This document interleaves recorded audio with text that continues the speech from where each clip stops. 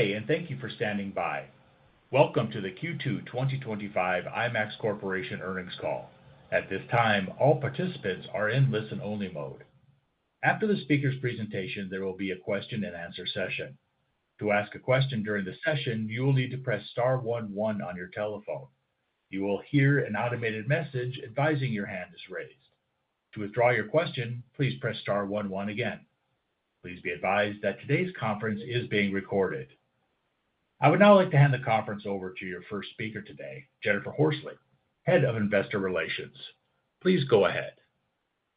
Good morning, and thank you for joining us for IMAX's second quarter 2025 earnings conference call. On the call today to review the financial results are Rich Gelfond, Chief Executive Officer, and Natasha Fernandes, our Chief Financial Officer.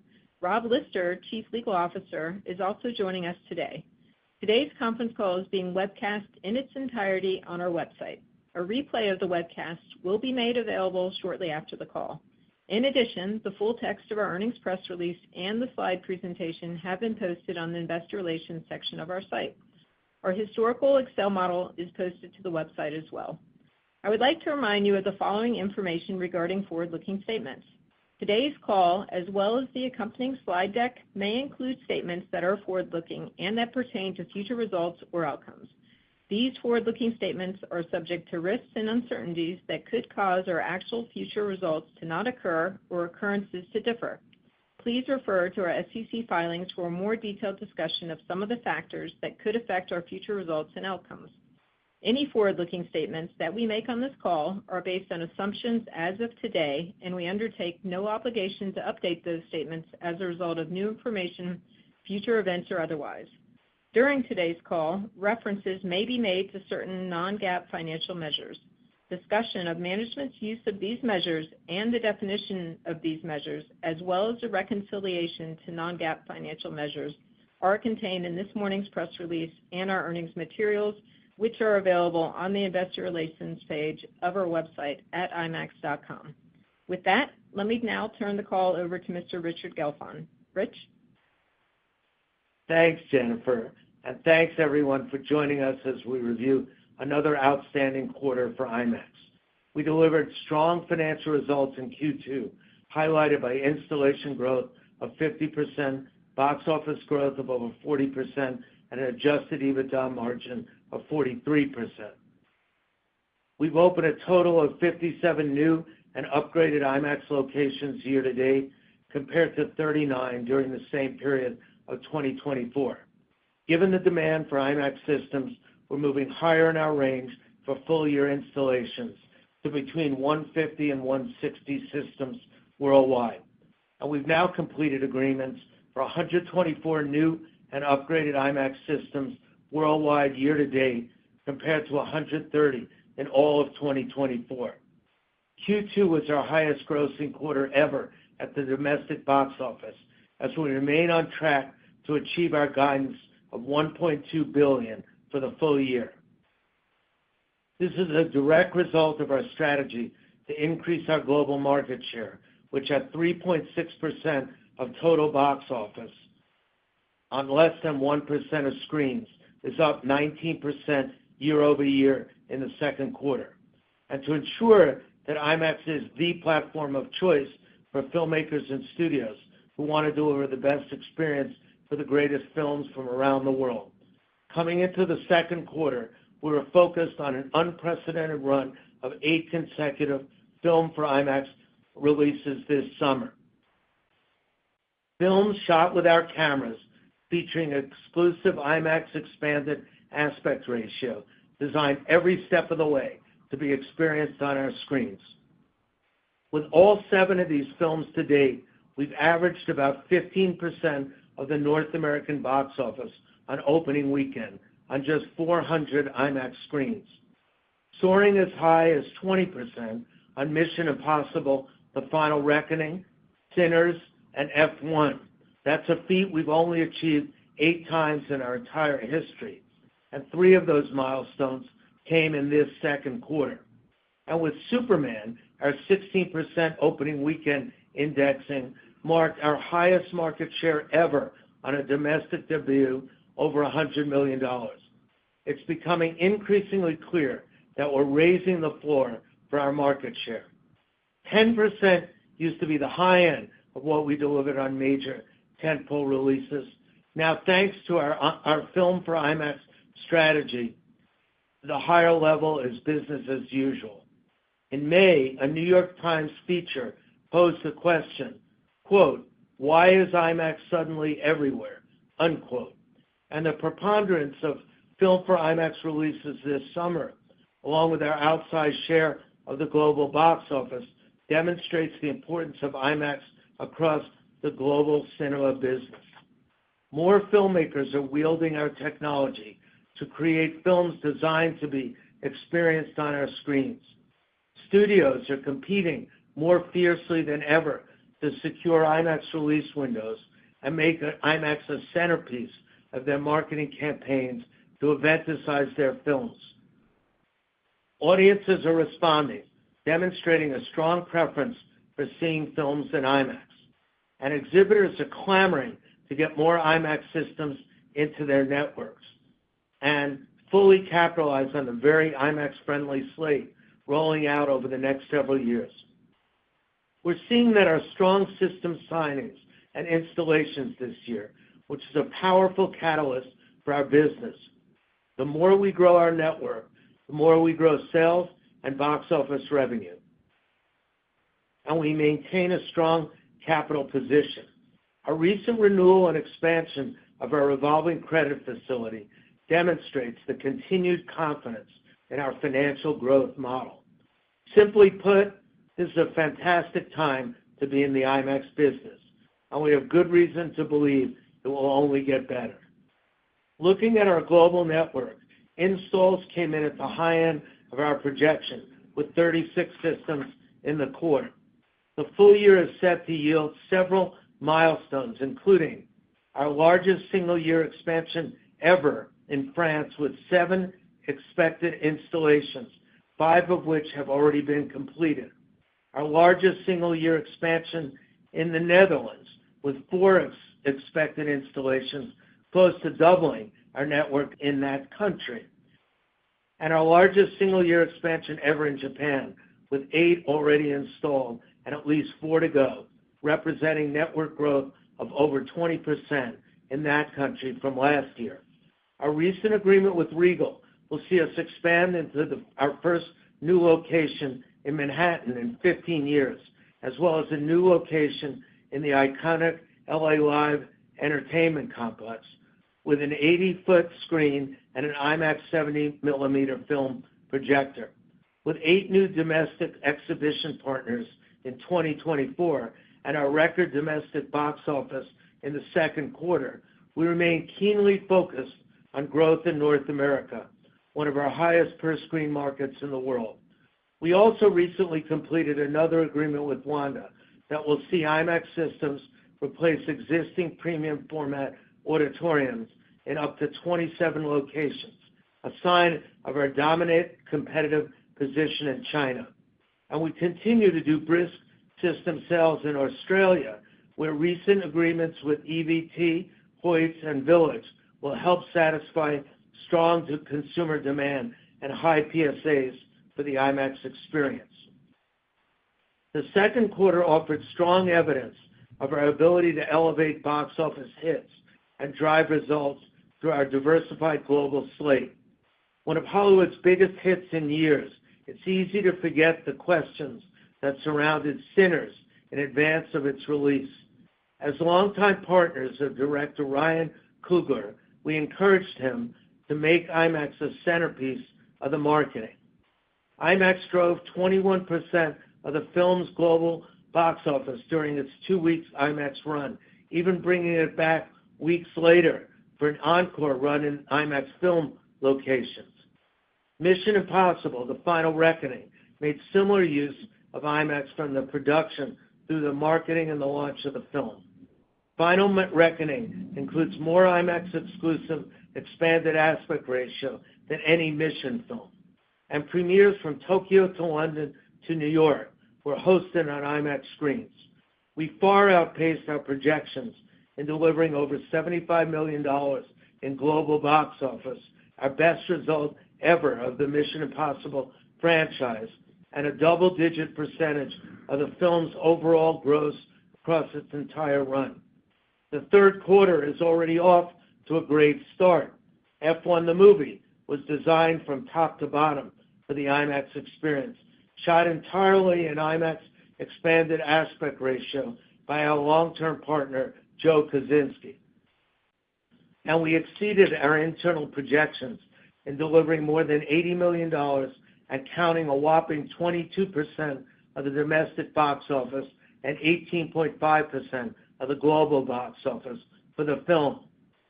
Superman will conclude its IMAX run this week with well over $50 million in global box office. And in local language, the Demon Slayer sequel delivered our biggest opening weekend ever in Japan this past weekend with $3 million and an incredible $48,000 per screen average. And in China, the much-anticipated film for IMAX release, Danjay Rescue, opens next month. Our year-to-date local language box office stands at nearly $230 million, just shy of the $244 million full-year record we set in 23. At the current pace, we expect to set a new record within Q3. The second half slate looks promising. This weekend, Marvel's long-awaited Fantastic Four opens worldwide. The Rotten Tomato scores and pre-sales are pretty strong. Our film for IMAX slate continues into the fall with Tron Ares and Mortal Kombat 2. There are several IMAX-friendly genre releases, including Predator Badlands and The Running Man. Zootopia 2 is shaping up to be another big sequel for Disney Animation and holds significant global appeal, particularly across our Asian markets.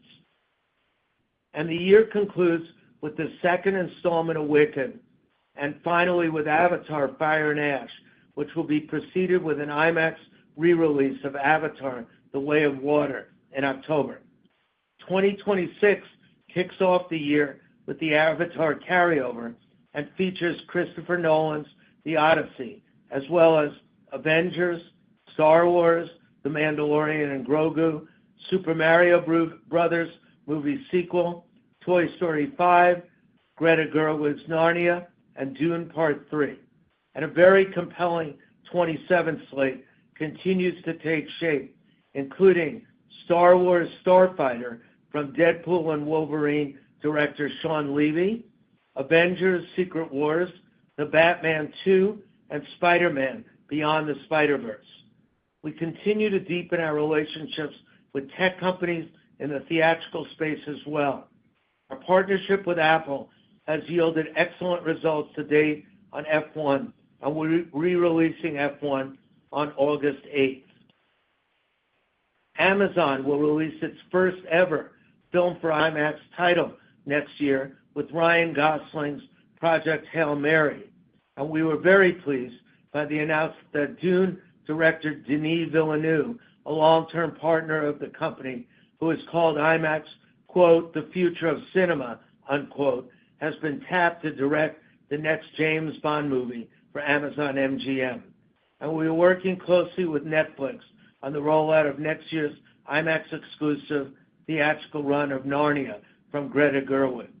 Furthermore, we continue to offer diversified content, including films for music fans, including concert documentaries for the Grateful Dead, Prince, and the Rolling Stones.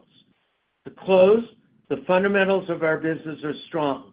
The strength and impact of our brand across the entertainment landscape has reached new highs, and we have tremendous runway with a strong slate and network growth prospects ahead. And we're focused on building on our momentum to strengthen our strategic position, executing with financial discipline, continuing to provide the most immersive entertainment experience in the world, and delivering for our shareholders. Thank you. With that, I'll turn it over to Natasha. Thanks, Rich, and good morning, everyone. IMAX's second quarter demonstrated the strength of our model and the discipline of our execution. IMAX delivered another quarter of record-breaking results driven by a 41% year-over-year increase in global box office, strong installation growth of 50%, and an adjusted EBITDA margin exceeding 42% for the second straight quarter. These results are not just numbers. We believe they reflect the scalability of our platform, the momentum in our business, and the growing demand for premium cinematic experiences. We believe we're not just outperforming the market, we're expanding it. We're attracting more audiences to choose a theatrical experience, capturing more value per screen, expanding our global footprint, and delivering consistent returns, all while maintaining a sharp focus on capital efficiency and long-term shareholder value. Our results through the first half place us on track to meet or beat guidance for the full year, including on box office, system installations now expected to be between 150 and 160 for the year, and adjusted EBITDA margin now expected to be in the low 40s. Taking a closer look at our Q2 results, overall we delivered revenues of $92 million compared to $89 million in the prior year's second quarter, and achieved gross margin in Q2 of $54 million, which grew 22% year-over-year. This reflects a 58% margin, or over 900 basis point improvement year-over-year, reflecting high incremental profit flow-through from the stronger box office performance, along with a more profitable mix of revenues. Looking at our results at the segment level, Content Solutions revenues of $34 million reflected the significant growth in IMAX box office of over 40%, while the prior year benefited from the downstream sale of the Blue Angels documentary to Amazon. Content Solutions gross margin of $22 million increased $6 million at a 66% margin, up 2,000 basis points year-over-year, driven by strong incremental margins coming from the higher box office. Overall, box office outperformed the industry, resulting in Q2 global market share of 3.6% on less than 1% of screens, driven by a remarkable 5.3% share of domestic box office and 6% share of China's box office. Technology products and services revenues of $56 million was up 9% year-over-year, with a gross margin of $30 million, up 17% year-over-year, and at a 54% margin, up 360 basis points year-over-year, driven by growth in box office and system sales. The quarter saw strong growth in installations, 36 systems versus 24 in the prior year, which included a higher mix of sales-type arrangements. Moreover, installations included 8 systems that were signed earlier this year and already installed in the second quarter of 2025. This is a good indicator of the robust demand by exhibitors to install IMAX systems in advance of the exceptional IMAX slate in 2025 and beyond. For instance, in Japan year-to-date, we have installed 8 new systems, increasing our network there by 15% since the beginning of the year, and domestically, our backlog of 131 systems is up 46% year-over-year. And the momentum for signings continues, with 28 signings in Q2 and 124 year-to-date. We are only halfway through the year and are close to equaling the 130 systems signed in 2024. We are seeing good geographic diversity in signings, including higher per-screen average countries such as Australia, France, the U.S., and Japan. These signings are not only replenishing but growing our committed backlog, feeding the pipeline for future network expansion. Turning to operating expenditures, defined as research and development and selling general and administrative expenses, excluding stock-based compensation, was $30 million in the second quarter, which decreased $3 million year-over-year, reflecting our continued focus on gaining operational efficiencies and looking for better ways to use technology and scrutinizing work processes to find productivity opportunities. We continue to take proactive steps which led to year-to-date restructuring costs of over $840,000 to enhance operational efficiency and reduce annual costs, while optimizing IMAX's organizational structure, including eliminating redundant roles, leveraging technology for efficiency, and centralizing select functions, which positively impacts both margin and OpEx. Overall, our strong operational performance led to a second quarter total consolidated adjusted EBITDA of $39 million, which increased $8 million or 26% year-over-year, driven by the higher revenues and gross margin. This resulted in a strong adjusted EBITDA margin percentage of 42.6%, up 780 basis points year-over-year, and giving us a first half adjusted EBITDA margin of also 42.6%. Second quarter adjusted EPS was 26 cents, up 8 cents year-over-year, driven fully by strong profit growth as tax expense year-over-year was a headwind of 9 cents, given the tax benefit recognized as a result of the internal asset reorganization in the second quarter of 2024. Turning to cash flow in the balance sheet. Cash flow from operations continues to build and is just over $30 million through the first half, which is up 25% from the prior year period. A very good first 6 months, considering the cash flow has yet to capture collections on the larger box office titles this year, and cash expenses around compensation and events tends to be first half weighted. We expect cash flows to continue to grow, and similar to total adjusted EBITDA, the dynamics of cash flow are quite positive as box office expands, leading to incrementality, particularly considering the cash flow characteristics of our joint revenue sharing arrangements, where the capital expenditure is at the beginning of an average 10-year contract term. Turning to investing cash flows, we continue to prioritize use of our available capital to invest in the business, including $15 million spent on growth CapEx in the first half related to partnering with exhibitor customers to grow and upgrade the IMAX network through joint revenue sharing arrangements. This represents an attractive return on investment opportunity as numerous large partners, including AMC, Wanda, and Regal, are ramping up investment in IMAX as they upgrade their complexes, including bringing IMAX in to replace other premium formats, as they look to capture more of the market share gains IMAX is delivering through our Film for IMAX program. We are also making progress strengthening further our capital structure with a significant announcement last week of our amended and enlarged credit facility, which we expanded from $300 million to $375 million, with a term that extends into 2030 and at an approved borrowing rate. This is a very positive development that not only increases our liquidity and strengthens our capital structure, but also reflects the recognition of the momentum in our business, long-term trajectory, and support from our banking partners. Included in our capital structure is $230 million of debt from our convertible senior notes due in April 2026 that bear an interest rate of 0.5% per annum, with a capped call leading to a $37 per share conversion price. With our strong liquidity position and available facilities, we have the ability to be opportunistic as we assess the timing of when to address these notes and the nature of the instrument, whether that be our revolver or through new notes. Our capital position remains very strong, with cash at $109 million.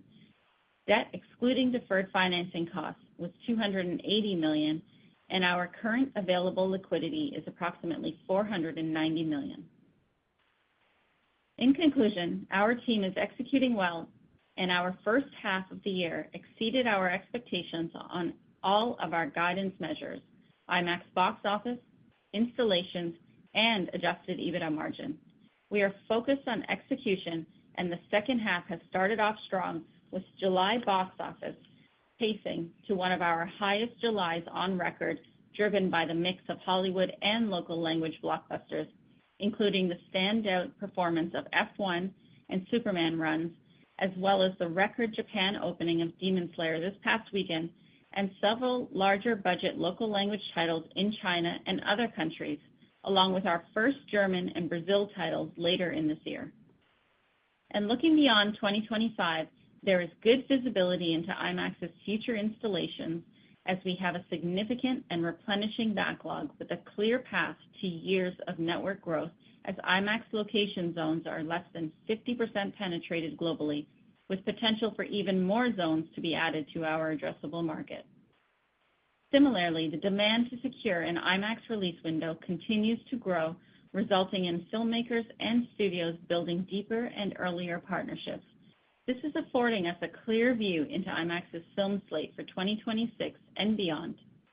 In short, the model is working. Filmmakers and studios are partnering with IMAX to deliver the best movie experience. Consumers are noticing and choosing IMAX. Exhibitors are looking to meet that demand by adding more IMAX systems to their circuits, and it's translating to growth and expanding margins, profits, and cash flows for IMAX. That in turn will generate greater shareholder returns now and into the future. With that, I will turn the call over to the operator for Q&A. Thank you. At this time, we will conduct a question and answer session. As a reminder, to ask your question, you will need to press star 11 on your telephone and wait for your name to be announced. To withdraw your question, please press star 11 again. Please stand by while we compile the Q&A roster. Our first question comes from Omar Mejias with Wells Fargo. Your line is now open. Good morning, and thanks for the question. Maybe first, Rich, given the strong demand for IMAX slots from studios and filmmakers, do you see a future where all or almost all films you play across your circuit are film for IMAX films? Just curious on how you see the evolution of the number of film for IMAX movies across your network. I don't think it'll evolve to that point, Omar. We want to make film for IMAX something really special, including, the right kind of content, the right visual, the right sound. So there are certain movies, while, they might be really good movies, they just don't demand that kind of treatment. And as you know, when it's a film for IMAX, it gets a 2-week minimum run. And I just don't think that all the movies will be suitable for a 2-week run. As you know, the slots are what's really valuable, like the IMAX playtime. And it's a little bit of a trade-off. When you do film for IMAX, you get higher indexing, you get the right property, but you're agreeing to 2 weeks before you've seen the movie. However, obviously, as this quarter shows, the results were so strong, the indexing was so strong. So, just to give you a sense, in 2026, we already have 9 film for IMAX titles. And for 2027, we already have at least 8.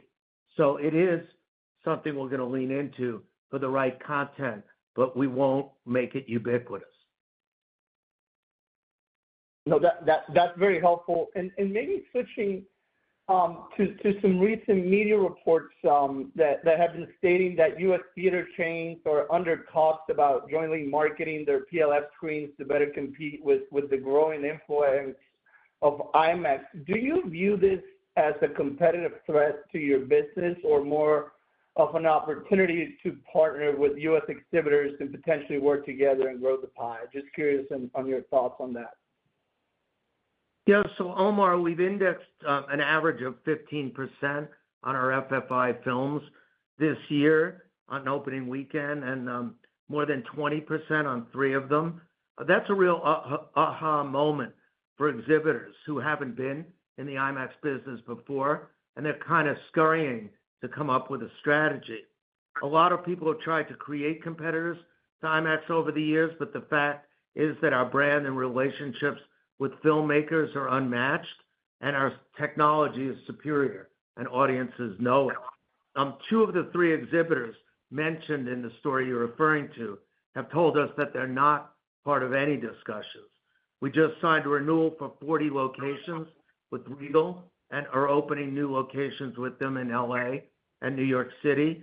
And, if you miss the boat, it's getting a little late.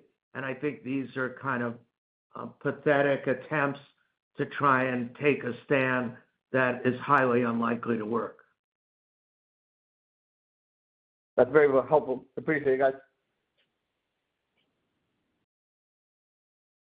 Please stand by for our next question. Our next question comes from Chad Beynon with Macquarie. Your line is now open.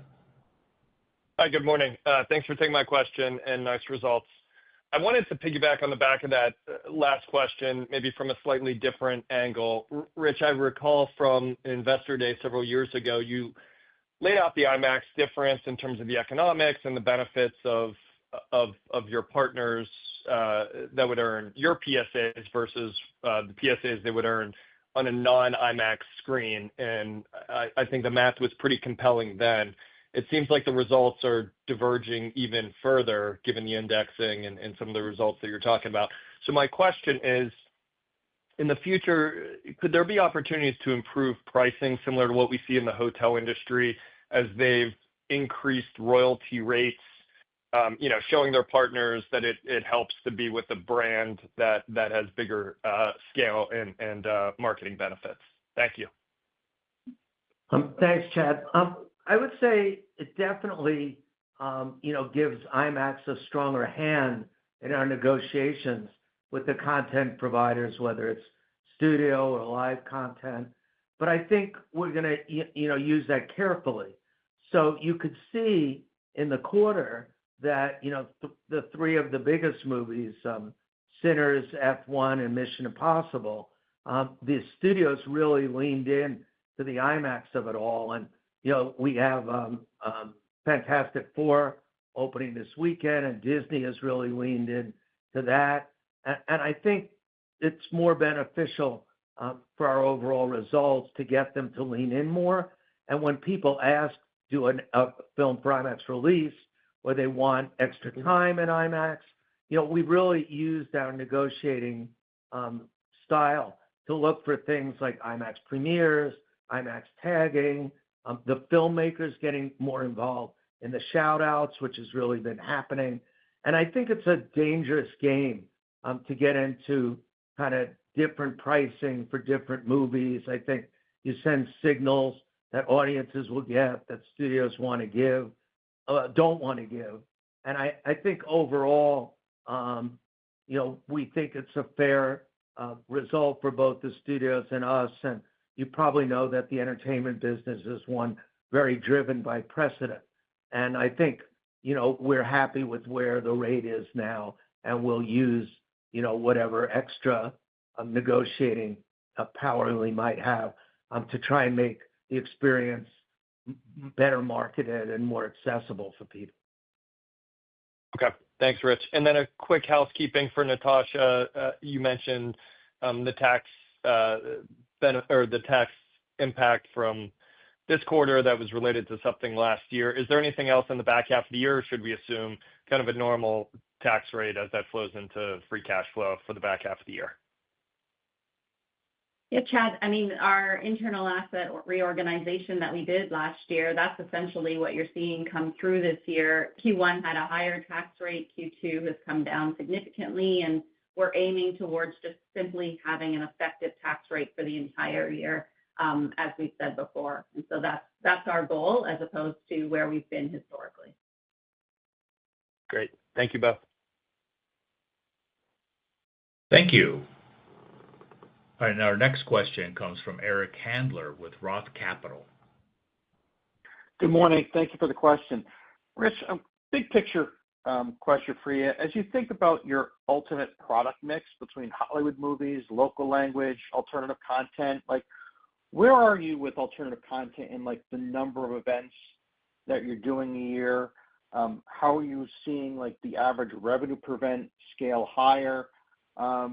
Just the opportunities there with those, and where would you like to see the local language percentage be for overall box office as well?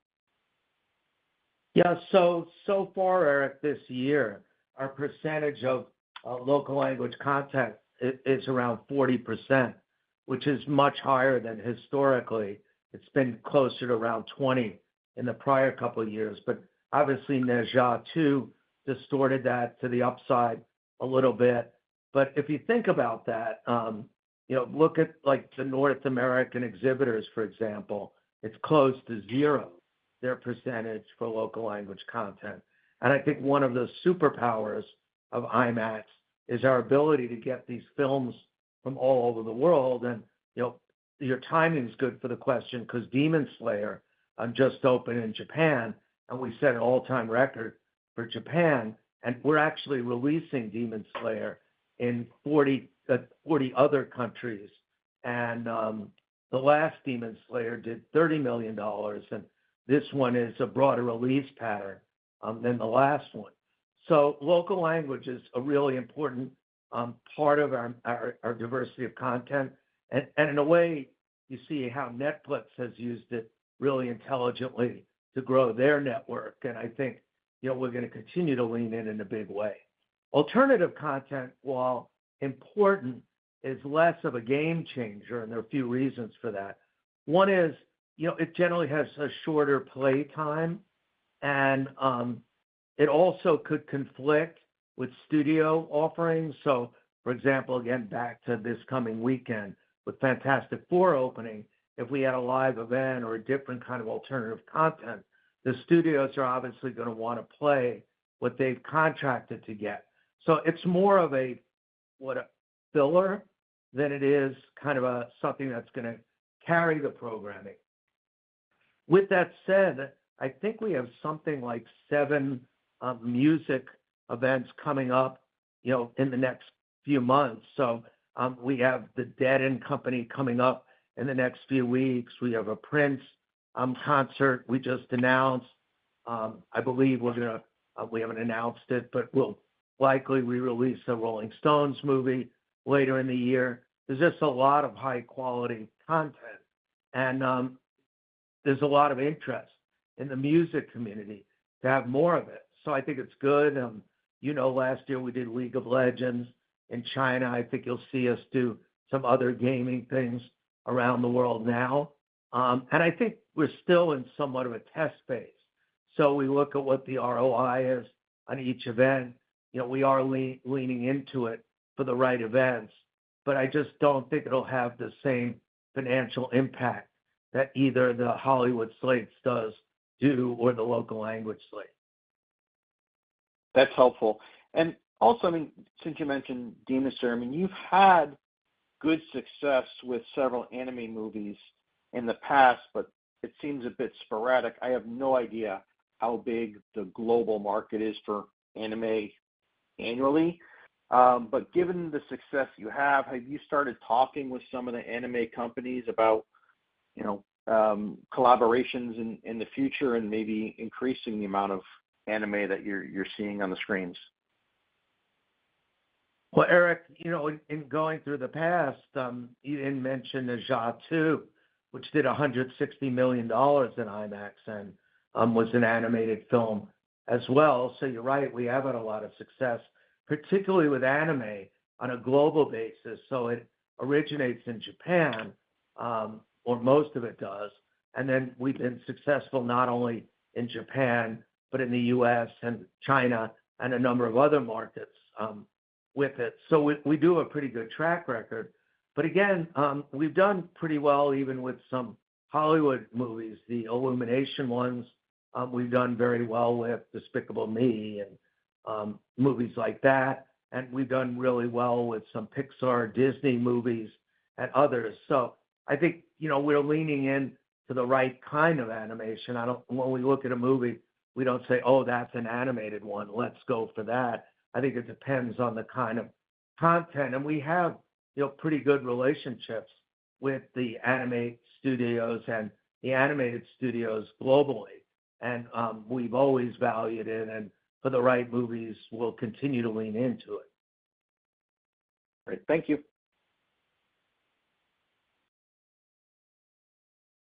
Thank you. And to allow for everybody in the queue to participate, if you could please limit yourself to one question. Our next question comes from Eric Wold with Texas Capital Securities. Thanks. Good morning.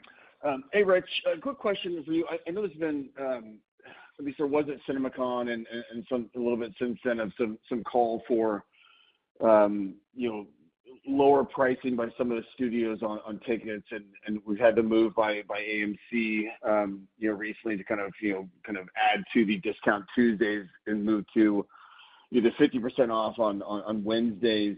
Just kind of get your thoughts on what you think that could do kind of for IMAX going forward. I think it's early. I know that their 50% just went into effect at the start of this month or on the 9th of July. But do you think moving to lower pricing, if that becomes kind of more the norm midweek across the board, not just with AMC, but with more of your exhibitor partners, does that give more of an incentive to maybe that cohort of moviegoers that may have been more not willing to pay up for IMAX previously to now be more incentive to try out IMAX, given that the baseline price is cheaper and maybe the adding on IMAX may be more agreeable to them, and maybe you can kind of tap into a moviegoer base that you may not have been able to before, and that could be maybe a little bit of tailwind towards your market share potential, kind of moviegoer awareness, kind of longer term. So, Eric, I think the IMAX consumer over the years has shown that it's willing to pay a premium price for a premium experience. And look at this year right now. I mean, I know we reported the quarter, but our business has been extremely strong since then. And we're around $700 million now, and it's not even the end of July yet. So I think our pricing formula is working pretty well for us. And especially another example I would give you is that, as you know, the Odyssey tickets went on sale for certain of the film theaters. And this is for a movie that's opening a year from now. And especially film is something that the exhibitors don't really like to discount. And it virtually sold out, within 24 hours, in some cases, much shorter time than that, minutes. So I just don't think that the premise that lower prices, or that, I'll rephrase it, I don't think the price we charge is keeping people away. I think people recognize it's a premium experience and they're willing to pay for it. And, you look at analogies such as, sports ticketing or concert ticketing or, other kinds of entertainment. And I think the trends go the other way. I understand why the exhibitors do it. They have huge capacity. And in fact, in certain cities, probably overbuilt. And I think they're competing, with other exhibitors for traffic in those markets. And that's what's driving rethinking the discount days. But IMAX has exclusivity zones. We have IMAX Film. We have filmmakers leaning in. Extra costs in making an IMAX film, and I just don't think discounting is likely to change the dynamic.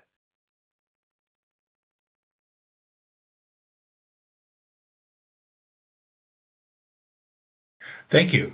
Our next question comes from Steven Frankel with Rosenblatt Securities.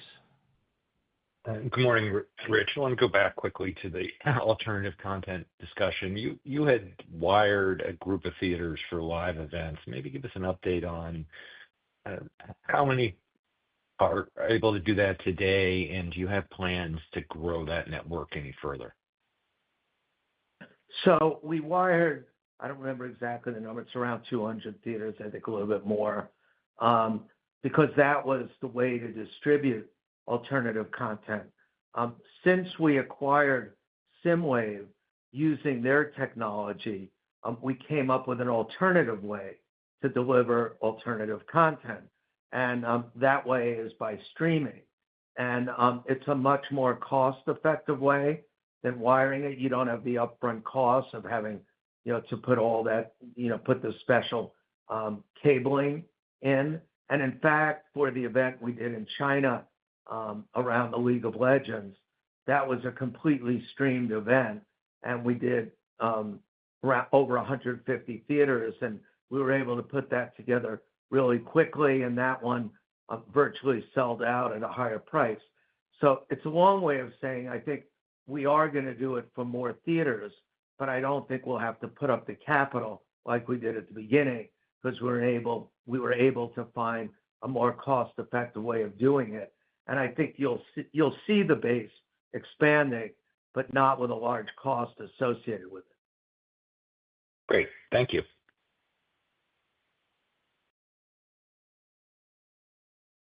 Thank you. And our next question comes from Mike Hickey with The Benchmark Company. Hey, Rich, Natasha, Jennifer, thanks for taking our questions and congrats on a strong Q2, Rich. Just two from us. Film visibility, Rich, is, I think, probably the best it's ever been for you. Just curious, as we sort of get into the second half of 25, your confidence level that you can grow your GBO in 2026. And I have a quick follow-up. Yeah, Mike, I mean, I have an incredible amount of confidence in that because our 26 slate is almost all filled up, and just some of the high points, we have the Avatar carryover in early 26, and got a number of other good films there, including Project Hail Mary from Amazon MGM. In the second quarter, we've got Super Mario Brothers 2, we've got the new Star Wars, Mandalorian, we've got Toy Story 5, Supergirl in the third quarter. Obviously, the most anticipated one is The Odyssey from Chris Nolan. We've got Moana, back to Eric's question. We've got Minions 3. In the fourth quarter, we have Narnia, we have Avengers, we have Dune Part 3. So this far in advance, it's unusual to have it, virtually all locked in. And then for 27, I think I said this earlier, we not only have a number of films locked in, but we have at least that are IMAX film for IMAX films in that. So I would say there hasn't been a point in history where we've had this much locked in 1 and 2 years in advance. Obviously, we have our theater backlog as well. And as we talked about in our remarks, signings and installs are going very well.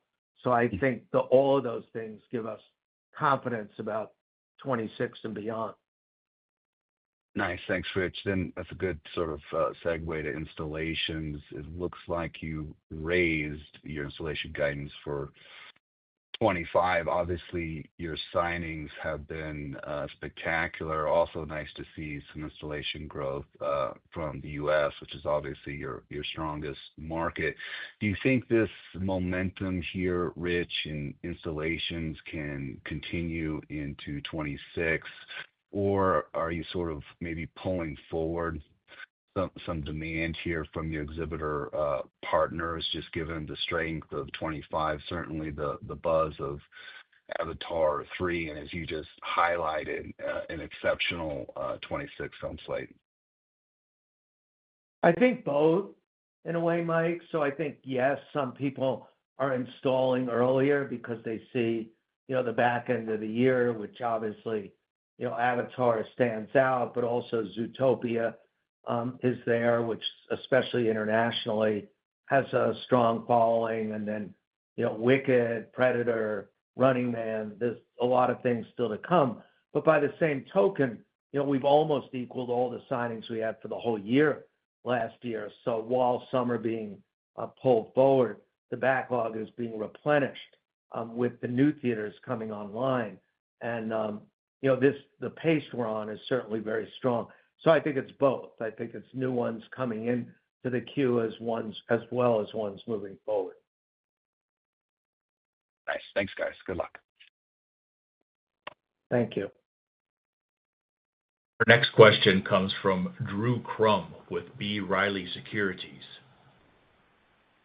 Okay, thanks. Good morning, everyone. So you made a subtle upgrade to your adjusted EBITDA guidance for the year. You're sitting at just under 43% year to date. Can you discuss what the puts and takes are for margins in the second half and the drivers for achieving or perhaps exceeding that low 40s threshold? Thanks. Sure, Drew. When we look at adjusted EBITDA, I mean, for the first 2 quarters, we've been very consistent at our 42.6%, but there's puts and takes that go into each quarter, and whether that be the incrementality we get from the box office as a positive, and then our decision-making on how much to spend on marketing or a nature of mix between local language content and Hollywood content and the remastering costs that occur. And so, Q1, for instance, was heavy on local language, which costs us less and creates and leads to a significant EBITDA margin, whereas you come to other quarters, like we'll have Avatar in Q4. And so there's an opportunity, as we've done before, where we would want to spend more on marketing for Avatar as it's such a huge film. And not only is it a 2025 impact, but it has a 26 impact. And so all of that comes with a decision to just simply make on ebbing and flowing your marketing and how much content you push into each quarter.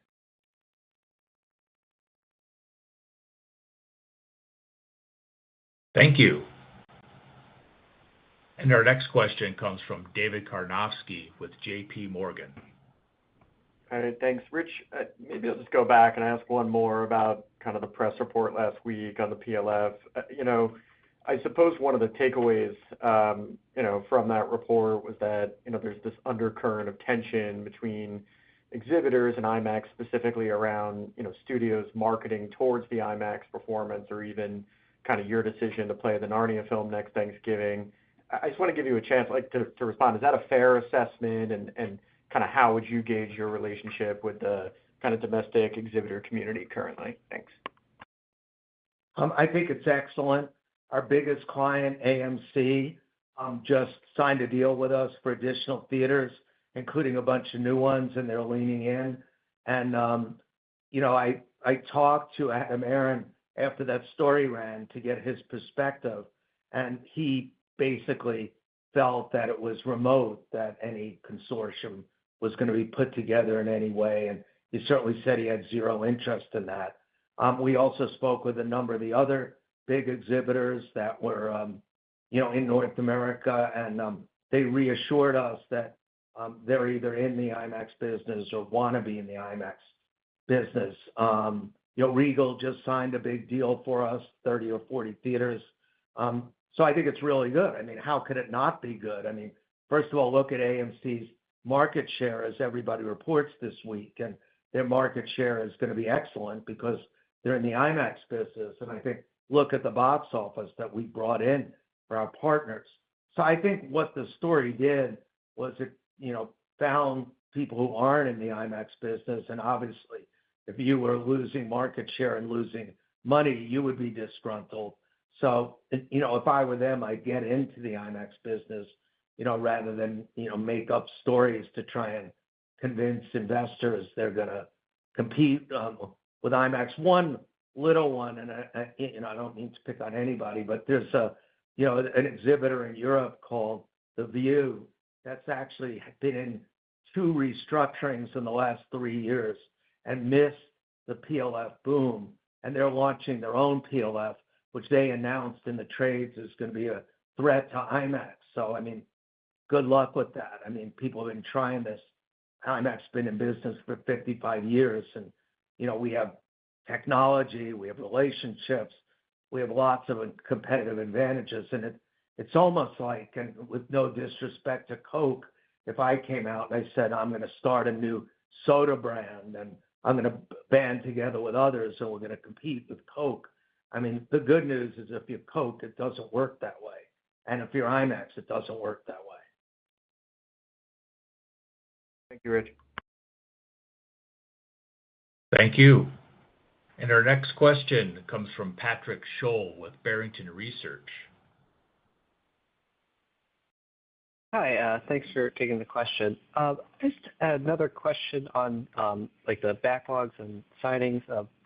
With the Regal agreement that you announced in May, you mentioned the 70 millimeter film projector. I was just wondering how many of those are in the backlog and how those types of screens have performed with the Film for IMAX initiative. And just what other, maybe puts and takes might go into that growth of that. So the film theaters have done extremely well when there's IMAX film releases. So this year for Sinners, the numbers were incredibly strong because Ryan Coogler filmed with IMAX cameras and Warner Brothers put out film prints, and they were extremely high capacity. And remember, we did over 20% in each of the 2 weekends that initial weekends that we played it. So, and obviously Oppenheimer last year, we all know, how that movie performed very good. And I mentioned the pre-sales on pre-ticket sales for Odyssey. So we're always looking for, now we don't produce new film projectors because it's an older technology. And even though it brings in a lot of audiences, there are costs associated with it. However, we've been scouring the globe, and I do think for Odyssey we'll have more film theaters than we had for the last film release, Sinners, or Nolan's last movie, Oppenheimer. So we're trying to address that issue, but there's a limited supply, and the economics are terrific around it. Okay, thank you.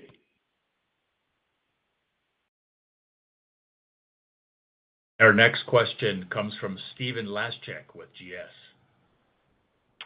Hey, thanks. Maybe just one for Natasha on cash flow.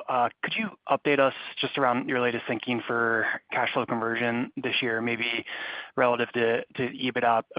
Appreciate there's been some timing dynamics in the first half of the year that you called out in your prepared remarks. Just be curious how you think about that trending into second half. And then as you look ahead on cash conversion, just be curious how you're thinking about cash generation as the business hits stride in 26 and beyond. Thank you. Hi, Stephen. Cash flow continues to strengthen. I mean, we're looking as we look at the targets, we're looking more similar right now to pre-COVID cash conversion levels. Our first half operating cash flow was $30 million. It's up 25% year over year. Our free cash flow continues to improve as well.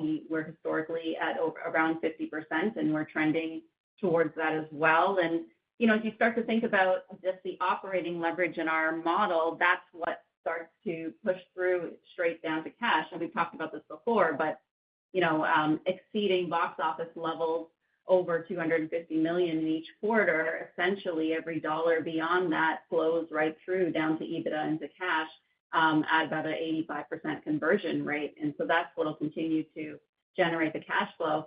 And even as we start to think about it, we already know Q3 will be a strong cash flow because China's cash flows come in a little later on their film content because they just generally have a cycle where films have to close and then you get paid your cash. And so imagine the Ne Zha 2 that still sits out there and the cash will come in Q3. So even with our strong first half cash flow, we already know Q3 is going to be strong with the Ne Zha receipts coming in then. Thank you. And we have time for one last question, and it comes from David Joyce with Seaport Research Partners. Thank you. It's great to see the operating leverage really showing through. But I had a question on trying to understand the puts and takes of the take rates. Film remastering and distribution was up year over year, but system rentals take rate compressed by 40 basis points. What would explain that, please? There's always different puts and takes, David. Sometimes you can have upgrades of theaters, and so when you're upgrading a theater, you'll have to write off the old asset and put in the new theater, but you know that the incrementality will come within the very early stages of the 10-year term on that location as you upgrade to new technology, so it's a very good investment. It all comes down to the mix in relation to whether we're putting in sales deals or JV deals as well. And so that kind of ebbs and flows your margin take rate. But overall, the operating leverage, as you can see from the content solutions, we've done really well. And that $1.2 billion guide that we're working towards this year is flowing through. You can see it in content solutions, 66% margin was a very strong return, and our overall gross margin of over 58% flowing right through to the EBITDA margin of 43%. It's been a great quarter and a great first half to the year, and we expect good things from the rest of the year as well. Well, great. Thank you. And this concludes the question and answer session. I would now like to turn it back to Rich Gelfond for closing remarks. Thanks, everyone, for joining us. I want to leave the call with a few final thoughts. IMAX has reached a new inflection point in our business and is poised to achieve new levels of success. Filmmakers and studios want to release their best films in IMAX. Consumers overwhelmingly prefer to see those films in IMAX, and as a result, theater operators want to be in the IMAX business. All of this is creating a virtuous cycle that leads to growing revenue driven by higher box office, more systems signed, and more installations. This means more value generated for consumers, our partners, and for you, our shareholders. This simply has never been a better time to be in the IMAX business. Thank you all. Thank you for your participation in today's conference. This does conclude the program. You may now disconnect.